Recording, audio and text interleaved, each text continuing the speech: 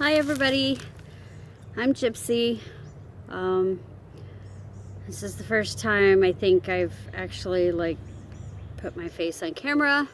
Please be kind in the comments. Don't look at my hair, it's a mess. I've been working all day outside. It's a gorgeous day here at Smallwood. I've been doing laundry and working on the compost and cleaning out the cat run. I haven't been able to do a thorough cleaning of the cat run all winter because it's just been too cold or wet. And we actually have a nice day today. However, we're supposed to drop down to freezing temperatures again tonight, which stinks because I really wanted to put my garden in this weekend, but it looks like I'm not going to get to do that. Sorry, this chair is really uncomfortable. I'm in the middle of my woods. Trying to get away from some of the noise of the town. I do live within inside city limits, sort of, technically. But sometimes when I come out here in the quiet, especially when the trees are full, this area behind me here that is kind of bare, that will all be full and green by midsummer. And it will be much quieter out here. This is kind of my sanctuary.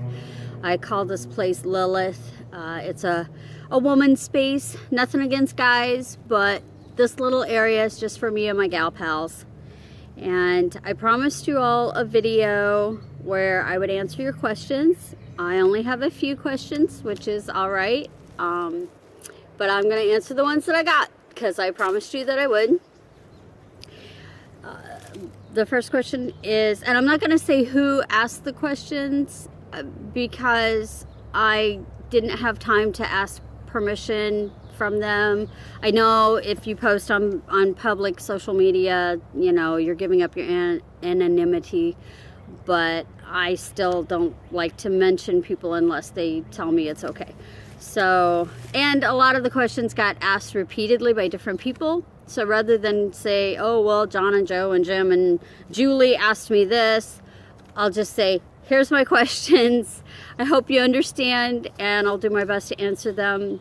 And all I can do is ask for respect and kindness in the comments. I'm all about sharing ideas, and if you know of a better way to do something than what I do, please share it, you know, or a different way. I shouldn't necessarily say a better way, but a different way of doing things.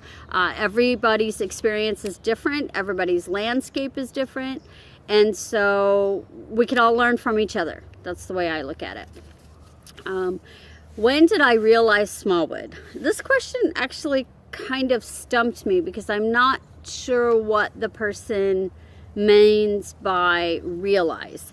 I inherited this property in 2012 after my father died. My mother died in 2009. She had cancer. And then my father committed suicide in 2012. And as a result, I inherited this property. It's 12.5 acres. It's in the middle of the woods. There is approximately 1 acre that is cleared, and it has a manufactured home on it that is about 850 square feet. That's where I'm living now. I live there with me and my 3 cats. But when I inherited the property, I've always had a habit of I name the places that I live. And I actually moved into this place for a little while after I inherited it because I had a break-in and it was just a lot of bad negative stuff that happened. I don't want to go into it. But I found sanctuary in the woods. And to me, it reminded me of Winnie the Pooh, you know, the 100-acre wood. Well, I don't have 100 acres, so I couldn't call it the 100-acre wood. And all that kept running through my head was, well, it's such a small wood. And then I went, Smallwood. So that's kind of where I realized, I guess, the name of the property. In terms of realizing it in other ways, I knew this place was special. Even though there were negative things to it, the woods make it special. Nature makes everything better, and this place, like I said, it's my sanctuary. It's where I can go after a long, hard day at work, and I can walk around for 10 minutes in the fresh air in these woods and feel 100% better. When I'm depressed, I come out here in my little sanctuary and I'll crochet or I'll read a book. Sometimes I'll just sit and meditate. Sometimes I'll lay on my back and look up at the sky and think, wow, this is so beautiful. And I've been blessed with it. I've been blessed as the caretaker of this property. Now, much of the woods are impassable, and I've left them that way on purpose. I don't want to clear out any more space. I like seeing the deer that come through the woods. I like seeing the wild turkeys, and I like seeing all the hawks and the owls and all the other birds, the woodpeckers and whatnot. I like seeing the foxes and the raccoons. And I think that if I started bulldozing and ripping things out without having a specific purpose for what I would be doing it for, I think I would drive all that wildlife away. This land has become a sanctuary for animals as well. I have to preempt this by saying I am not against hunting. I'm not against hunters. I'm not against hunting for food. I am against hunting for sport. I don't believe that it's a sport. Now, if you're hunting to put food on your table and meat in your freezer, go for it. I think that's fabulous. I'm not a vegetarian. I have nothing against vegetarians. I have nothing against meat eaters. I just say that if you're going to kill it, use it. That's the way I look at it. And there are a lot of sport hunters in my area. And I've actually caught them on my land. I came nose to barrel with a hunter out here one day, and I screamed. He dropped his gun and put his hands up, and I said, "What the hell are you doing on my property?" He had to have climbed a fence to get here. But anyways, because I don't allow hunting on my land, and actually it's illegal because I am considered inside city limits, and it's illegal to hunt inside city limits even on private property with permission. So because I don't allow hunting here, it's a sanctuary for the deer that are being chased. It's a sanctuary for the turkeys that are being chased. It's just a nice place for people or animals to be. So I hope I answered the question of when did I realize Smallwood. Sorry, that was a squirrel. I just heard a squirrel over there. How long have I been homesteading? Well, it depends again on interpretation, on your definition of homesteading. All my life, ever since I was a little girl, I grew up with the make, do, and mend mentality. My mom and I would garden, and we would can every summer, and we would go to different farms and pick strawberries and blackberries and gooseberries. And my mom would make chow chow, and we would can venison. And my dad was a hunter, so I grew up on venison. I grew up on deer steaks and sausage, and that's what we had. We would partner with farmers who had pigs and would let us keep a pig there, or would let us buy a hog, and we would pay them every month, and they would fatten it up and then butcher it for us. And so I grew up with cured ham, and I grew up with bacon, and that's pork chops. That's just how I grew up. So in a sense, I've always been homesteading since the 70s, when the first back to the land movement came about, because that's the way I was raised. I grew up in an economically depressed area. I grew up in a rural area, and people didn't have a lot. My mom made my clothes up until I was in 7th grade. I hated it. I absolutely hated it. Now I understand. I was one of those kids that had to stand in line and get free lunches and government cheese, and I would go home and I would work my butt off and doing housework because my mom had to work and my dad had to work, and I had my little sister to take care of. My little sister is 7 years younger than me, And so I was the instant babysitter, and I was the one that got dinner on the table because my mom and dad didn't get home until after 7 o'clock at night. I was the one that helped my sister with her homework, and, you know, and did my homework and did the laundry and cleaned the house. And, you know, that's just how I grew up. I was expected to do those things, and I did them because I had to. So homesteading, in the sense of, I've always kind of been prepared for the worst and hoped for the best. I live in an area in which there are frequent tornadoes. And so, like I said, we always had a pantry full growing up because we never knew when the power was going to go out. I learned to make a campfire. Gosh, I was probably 4 or 5 years old the first time I made a campfire. My mom caught fish, and she would show me how to clean them. And no, I don't like cleaning fish, and I don't like fishing, but I will eat fish. So kudos to those of you who will do it for me. But I did learn how to clean fish, and I learned how to, you know, make do with what you have. One time, gosh, I might have been 8, 9, wait, no, my sister was 2. I was probably 9 or 10, and the 4 of us, my mom, my dad, and my sister and I, had gone camping, and we'd gone fishing. We had a little camper, and we had a little Bronco that we drove the camper with.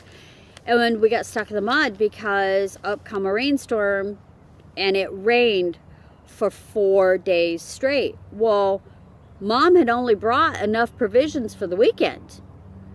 And so we had to make do with what we had. And Mom had a little bit of butter, and she had some crackers, some saltine crackers, and she had some salt and pepper. And she went down to the river, and she caught some fish, cleaned them up.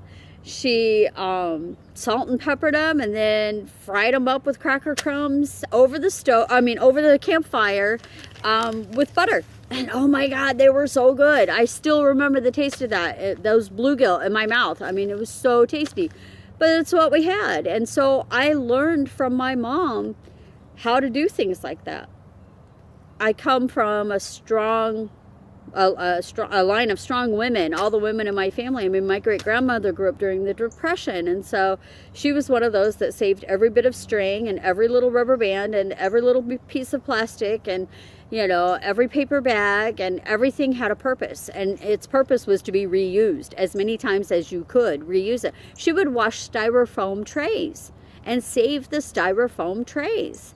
And then at Thanksgiving and Christmas, when we had the big family dinner, when people would want to take home leftovers, well, there we go. We had styrofoam trays that we could wrap up with tinfoil and take home the leftovers. So I guess in the sense of being prepared and making do and mending and gardening and growing my own things, and, you know, I learned how to sew when I was young so that I could, you know, make little doll clothes. That was the first thing I made, and then I would make my own clothes.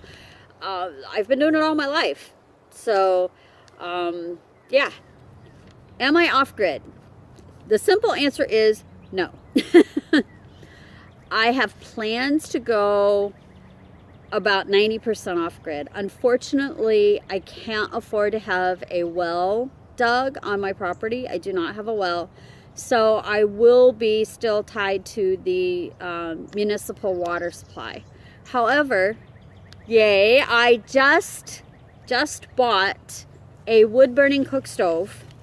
I saw it on the marketplace, and I have a friend who is going to go get it for me, and I had the money that I could actually afford it. So I was like, it must be kismet. I must be destined to have this particular stove. So I will be getting that on Thursday, and I have to buy some piping and insulation and things like that so that I can hook it up. I have a pre-existing flue in the house where there used to be a fireplace, but the fireplace is non-functional. So I'm going to put the wood burning stove there. And I'm looking to get into solar. It just actually started becoming more affordable in my area, and so that is a goal as well. However, I do use oil lamps, I use candles, I make my own candles, and so I try to use those as much as possible. I try to limit my electric use. I do, of course, have internet, but I don't have regular TV. I'll watch YouTube videos or Netflix or something like that. In the house, I try not to turn on the lights. I try not to use my washer and dryer unless I absolutely have to. I don't use microwave. I do leave my coffee pot plugged up because I'm saving up to get an off-grid percolator. So, you know, little by little, bit by bit. I don't have a lot of money, so I'm trying to do the most important things first. And to me, the most important thing was getting a wood cook stove, because I do live in the woods. I have a plentiful supply of wood, and I have such a small house, it doesn't take a lot to heat it. And this past winter, which was the coldest winter in about 15 years, according to the meteorologist, I had a $500 electric bill, heating bill. I can't afford that. I can't afford $500 a month. I don't make enough for that. I work full-time, yes. I work as an administrative assistant. I get just a little bit above minimum wage here in my state. I've been there for 5 months, so I do get some benefits in the fact that I have health insurance, which is good, and I have dental insurance and vision insurance, which is necessary. These are prescription. They're not just fancy glasses. I have bifocals. I literally can't see 10 feet in front of my face without them, so I have to leave them on. Sorry that they're dark. I tried to turn away from the sun, but it's still really bright out here. So I'm trying to get off grid as much as I possibly can. That is the goal. Like I said, little by little, bit by bit. Do what you can, where you can, and that's what I'm doing. Do I have a well? No, I've already said that. I don't have a well. I can't afford to get one put in, unfortunately. Why did I choose homesteading? I don't know that I necessarily chose it. Like I said, I've always been raised. I was raised with this sort of lifestyle. You know, my mother built mine and my sister's bunk beds. You know, and I helped her. I helped her build the bunk beds. I watched her build and install a pantry, a food pantry. I watched her rip out cabinets and things to put in shelves.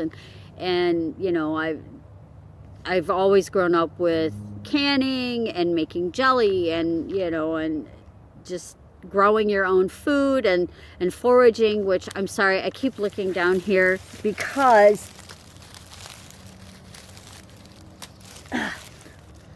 I have some wild garlic.